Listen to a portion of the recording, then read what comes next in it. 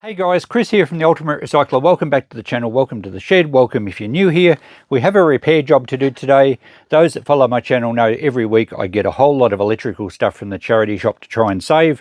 This one was in last week's episode. I was expecting it to work fine. It doesn't, so we're going to try and fix it. It's a Philips CD radio, very modern. It's a model, I'll show you, I'll take a photo of the tag. It's a model AZ105S/79. It would probably only be 5 years old, maybe less, I'm not sure. I'll plug it in first and show you what it's doing, which is very little, and then we'll see if we can sort out what the problem is, pull it apart, hopefully fix it. Whether it's economical to fix, it's never bothered me before. I just like trying to fix them. And then if it's going, well, I can sell it through my second-hand shop. So let's have a look inside. Well, first let's see what it's doing. And as I mentioned, what it's doing is not a whole lot. We'll plug the power cord in. It does take batteries as well. I did check in the battery compartment and it's nice and clean. It's probably never ever had batteries in it. But if you're going to grab one of these and try and fix it up, make sure there's no bad corrosion in there for a start, because if there is, it's probably not worth you going past stage one of just having a look at it. All right, so it's powered up and we have nothing on the display. It's set to, there's a switch around this side and it's quite stiff. I'm not sure what's going on with that. It doesn't have AM, it only has FM. It has an audio in setting which has a little input jack there and a CD. So at the moment that's actually set to FM. And we have nothing on the display. When I tried it the other day, we had a little bit of a beat sound, almost like a horse galloping, no matter where I put the tuning. And we're not even getting that now. It may be something with the switch, but I can't seem to make it do anything. The volume is flat out. If we go to CD, there's still nothing on the screen, and I've left a CD in there and it doesn't spin up. Absolutely zero happens. So I'm thinking it has to be probably a power supply issue. Because I had a bit of a beat from it the other day, makes me think, well, all right, the cord's okay. There was power getting into the machine, but I reckon the power board must have a problem, whether it's a bad capacitor or a cracked solder joint, something like that, because the radio circuitry, the CD circuitry are basically separate, although they'd probably use the same amplifier section. The display would probably work if there was a fault in the amplifier thing, but the fact that we've got nothing going on makes me think it's probably in the first stages of the input power supply section. So let's pull it apart and see what we can discover. Okay, getting into these things can be a little complicated. I'm guessing the case comes apart. The front section looks to be separate again. There's no screws in the battery compartment, but it's always worth a look in there because often they hide screws under there. Now there's screws with arrows, which I presume are the ones that we need to take to get the main casing out. There's some here with no arrows, so we'll probably leave those for now and see if we can split the casing.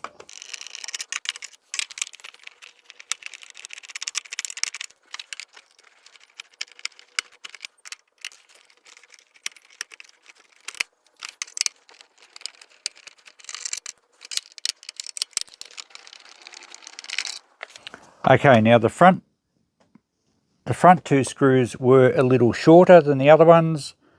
Not by much, but it's worth noting that, because if you put a longer one back through where a shorter one comes from, you may do some damage inside.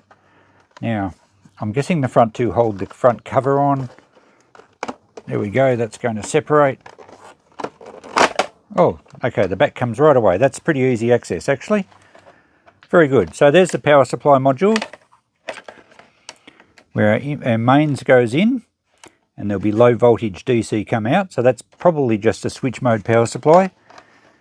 And we can unplug it, so thank you Philips for making things that come apart easier. I'm going to perhaps power it back up and see if we have any DC voltage out of here, would be the first step. So I have the mains plugged back in. Let's go to DC voltage, and we've actually got these wires coming from here, I think. See if we have any here. Alright, we have 5 volts DC. Does the whole thing run off 5 volts? That might not be enough to run it. But we know the rectifier is working. It's quite a stable voltage. So maybe our power supply is okay. I don't think it gives us any voltage readings on the board. Sometimes they do. But we could possibly assume that this power supply is working if it only runs off 5 volts. It takes 1, 2, 3, 4, 5, 6 1.5 volt batteries, so that's 9 volts. So it's interesting that's only putting out 5.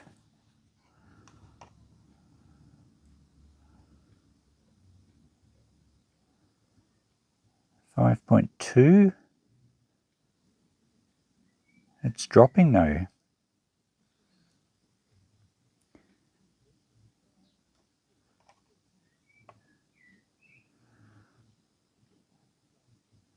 Yeah, the voltage is dropping a little. That doesn't seem right.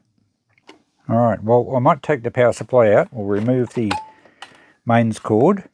There's going to be a capacitor in there with some charge, so I won't touch anything on the back of the circuit board. I can't tell immediately where it is without looking at the top. But we'll take the board out and have a look.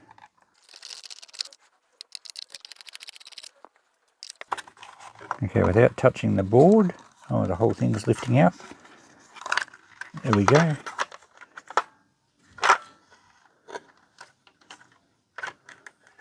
Okay, what's going on here? There looks to be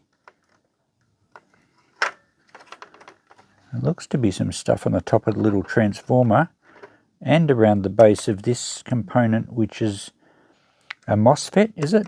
Or a voltage regulator? I'm not too sure. I might have to look that up. But there looks to be some stuff like glue across the terminals. The capacitors don't look like they're bulged or anything. I might look up some numbers and see what output this little power supply is supposed to give, if I can find that out. I'll short out these capacitors just to make sure that they're not holding much voltage.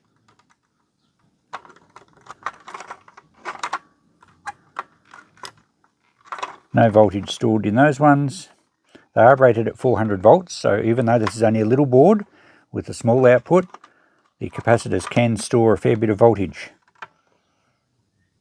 Alright, I better do some checking on this power supply board before we go any further. I just did a bit of checking online. I can't find anything about this power supply individually from the numbers, but on closer inspection I'll try and get you a zoom in here, and if this doesn't show up when I'm editing, I'll take an extra photo and throw it in. The MOSFET, I think they're a MOSFET, they're a switching device, has glue across all 3 legs.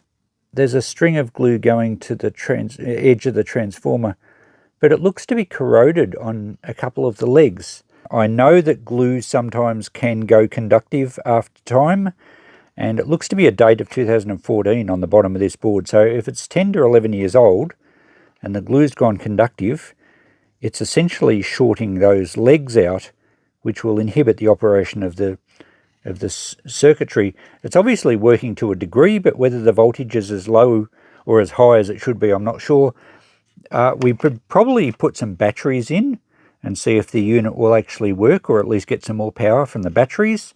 That's basically bypassing the switch mode power supply. So that's probably a good way to rule out if there's any problems there, but I don't like the look of the glue on that semiconductor there. Okay, I hope this works. I've got my phone mounted above my workbench in my little office, and I couldn't find any batteries, or at least not 6 of the large, what are they, D-size batteries, I think. They would nearly double the weight of this unit. So I've got my power supply dialed up to 9 volts, actually 9.8, because if you had 6 new batteries, it would be delivering a bit over 9 volts. So we can connect this on, I think the white would be the positive, black negative. Now that should supply to this wire that goes to the main board, that should supply, I would think, 9 volts, whereas we only had 5 out of the actual power supply unit. Let's just check that. I think my meter's in shot, is it? Hopefully you can read it without reflection. And will these make contact here? Little fiddly to do. Oh, there we go, 9.87 volts. Alright, so given that that only supplied us 5, I'm sure the problem's on that board. To prove that, we need to plug the power now into the actual unit. I think it'll reach, and see if we can get any life. Oh, I'm hearing a noise. It's actually upside down, so maybe the CD doesn't like being upside down. I'll go to radio. Oh, is that starting to play a CD? I think it was. This switch is still very stiff. I have to get some spray into this. There's radio. Excellent, we have life. Alright, so now we know that the problem is in here. I'm going to try scraping the glue off that component. I must look up to see if... Oh! Okay, our CD is working as well, even upside down. That's fantastic. Alright, so let's move that out of the road. I'm going to scrape the glue off. Hopefully, if that's conductive and it hasn't damaged any parts, it might work fine just with the glue removed. Wouldn't that be an easy fix? Okay, I've just finished scraping the glue off the legs of the MOSFET there. I've got the mains power just plugged back in. Let's see what our output gives us. I don't know if just removing the glue is going to do the job, or whether there's another fault. What do we got here? 4.7, that's lower than it was before. 4.6, we may have a damaged part, but there's definitely a fault on this board. Alright, I might remove the MOSFET, clean up to make sure there's no more glue around the base of it, and I can then test it when it's out of circuit. And I'll check the caps to make sure they're within spec. There's only a diode, which I would assume is okay, otherwise we'd have no voltage, I would think. There's a little coil there, or a filter choke, perhaps what they call them, I'm not sure. That won't have anything to do with the voltage output. Same with the one over there, they're more for filtering. So it probably has to be the MOSFET. The transformer, it probably either works or it doesn't. There's a resistor there with glue all over one end of it. So I'll disconnect the board. I better disconnect the power first and see if we can sort out why our voltage is low. I've just had a very close look at some of these solder joints, particularly the diode. One end looks like it might have a slight crack around the join, and also the ones for the MOSFET look a little dodgy. I'm still going to remove the MOSFET. They're the 3 in here, because then I can make sure all the glue's cleaned up. But the very fact of melting the solder, removing it, and then putting it back in may well fix a bad solder joint. I guess that could cause a reduced voltage. It's be like some resistance in the circuit. Not too sure on that. Now we need to put a little extra solder on first, and then we can remove the part.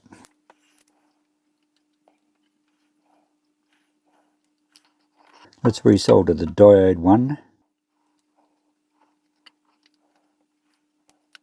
And maybe we really should just check it now, just to prove if it was a bad solder joint or the glue, although I've scraped the glue off the legs, but then we still didn't have the right power. So we'll plug that back in, give us some voltage, and go back to here, and rather than get on there we can go onto these terminals a bit easier than trying to hold it on the little plug.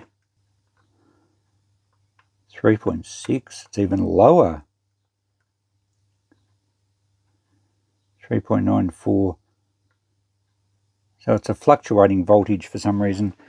Maybe there's still some glue on the base of the legs. We better take that off and clean it up, or it might be a damaged part.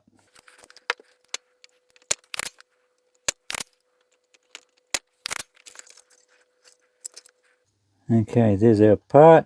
We'll clean that up, and I'll check out the part number and we'll see if we can test it.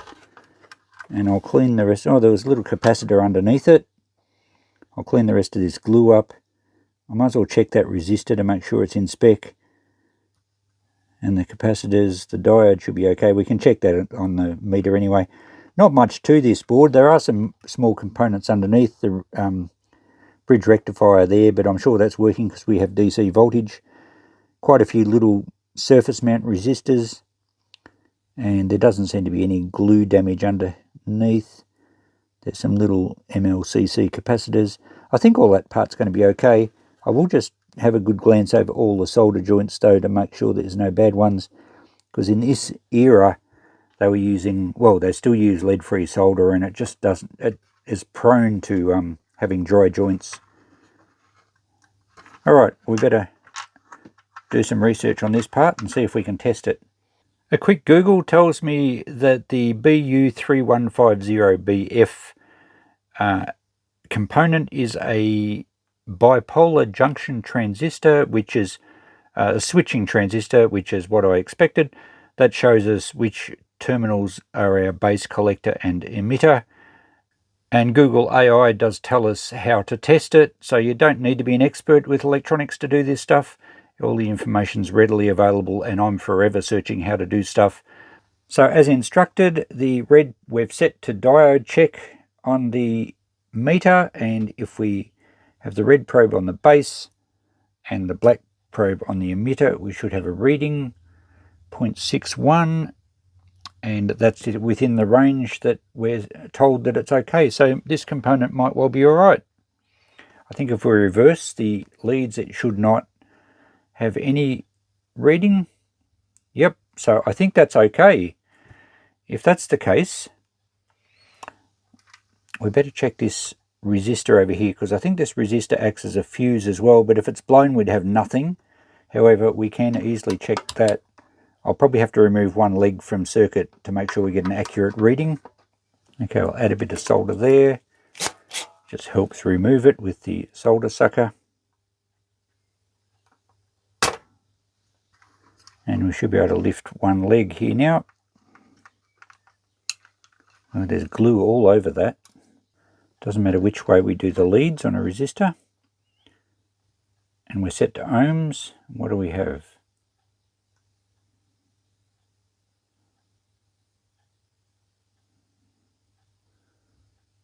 Don't know why the reading keeps going up. We're 12 meg and rising. I don't think that's right. Usually if a reading keeps going up, I might think that it's charging a capacitor or something, but we've only got one leg in circuit. That seems odd. Maybe that's our problem.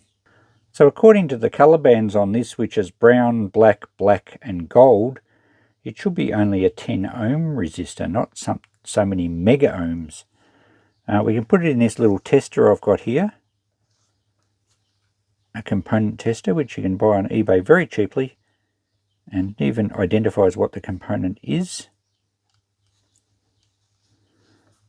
So we'll give that a power up. You've probably got reflection going on there. Let's spin it. Oh, no unknown or damaged part. So that must be our issue. Testing again. Well, there you go. We need a 10 ohm resistor. Now, I don't think it's necessarily has to be a special type. It does show that it's like a fuse as well as a resistor, but I think if any substantial current went through a little resistor like that, it would basically blow as a fuse anyway. I don't think it's a special one, so I'm going to see if I can dig out one of those. So I found another resistor, the same wattage and exactly the same readings. We probably should test this in our little component tester to make sure it reads okay. I think it's a new one. There we go, 10.1 ohms. Perfect. Handy little gadget that. And just for extra confirmation, let's see what our meter thinks it is. 9.5. That's a little low, I would have thought. But anyway, it's close enough. Much better than 12 meg or whatever it got to. Alright, we've got to... I've got the little switching transistor ready to solder back in, and we'll put the resistor in here. Okay, now we can solder those components in and give it another test.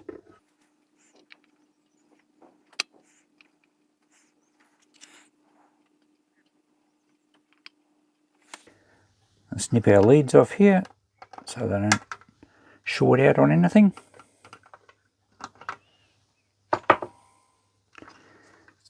And I've managed to scrape back all the rest of the random glue. Okay, we better apply some power.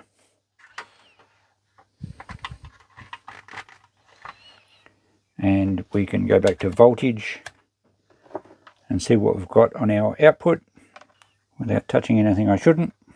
10.3 volts.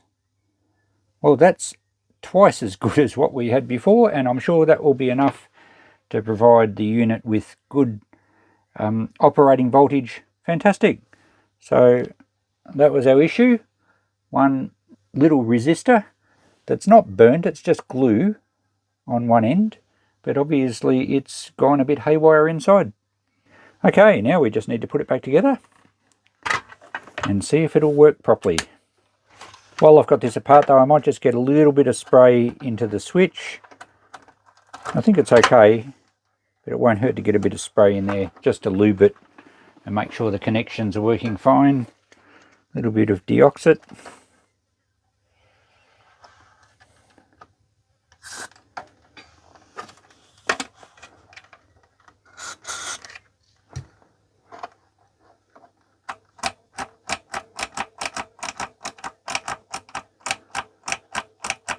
That's actually feeling much nicer. Okay, let's go back out to the bench and put it together.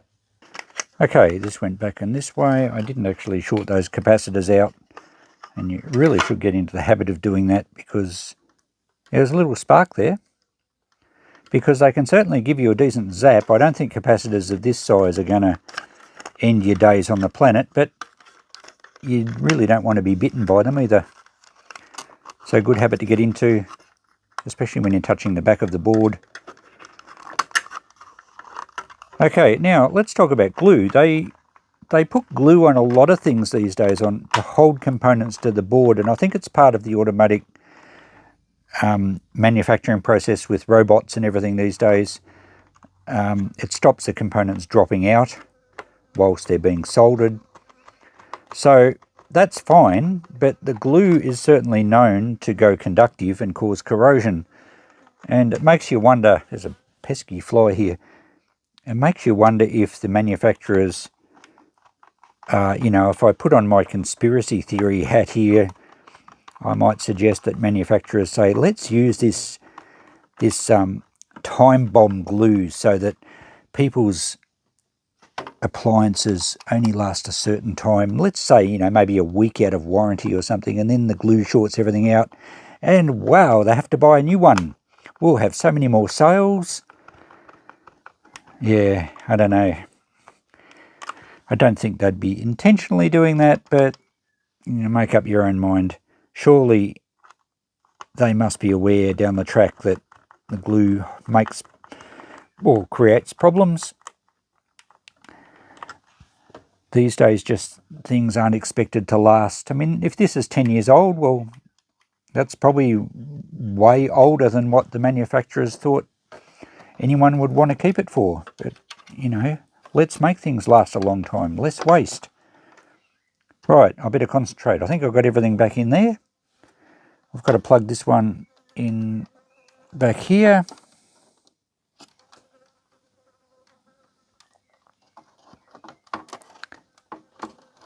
And that's all our wiring loom done. It certainly was an easy unit to work on.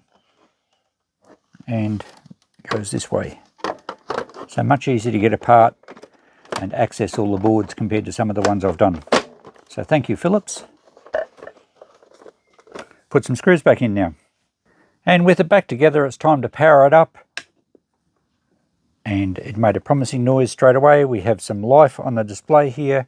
I think it's set to CD. Oh, there we go. Yes, it was about to start. So that's working great. Must be an auto play on this one. So will it start again? Yes, it's just red. It's gone to track 1.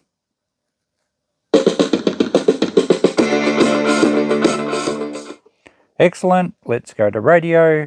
Oh, that switch is much nicer. See if we can get something on FM. We have the hiss, so it's all working fine. There's a station. Excellent, all fixed. So one little resistor on the power board that threw a hissy fit for some apparent reason. I don't think this was glue related, or maybe the glue did alter the workings of the switching transistor and it put extra load on the resistor, which then went haywire. So it could have been the glue. Would have been interesting to put a new resistor in without taking the glue off the legs of the transistor and seeing what happened, but then I'd probably have to fix it again. All right, just needs a little bit of a clean up. Was the job worth it? Well, probably not. I'm probably spent about an hour on it, although it's a bit hard to tell when I'm filming, and I'm probably only going to sell it for $20, but I've saved it. That's satisfying. I got a video at it for you guys. I've learned a little bit more about electronics repair. Every time you do one, you learn more, and I'll certainly always look out for glue, since I had trouble with that dementia clock I did a while back. There's a video on that, and I'll link that below. So there we go, fixed. I better take my CD out. Needs a bit of a wipe over, and we can now take that to the shop and see if we can get our $20 for it. Fantastic. Okay, I just had a quick look on eBay, guys, for this model, and just about everyone I saw secondhand in good working order sold. Most of them are overseas, a few in Australia, and they all made more than $40, some for $60. So they're obviously, well, probably because it's a Philips and not some obscure brand that no one's ever heard of, I think they hold a bit more value. It certainly seems to work well. So I guess I can put $40 on it in the shop, which kind of makes the time to fix it almost worthwhile. If I wasn't filming, it would be, you know, a quick knockout, and certainly the more experience I get, the easier it is to find the faults.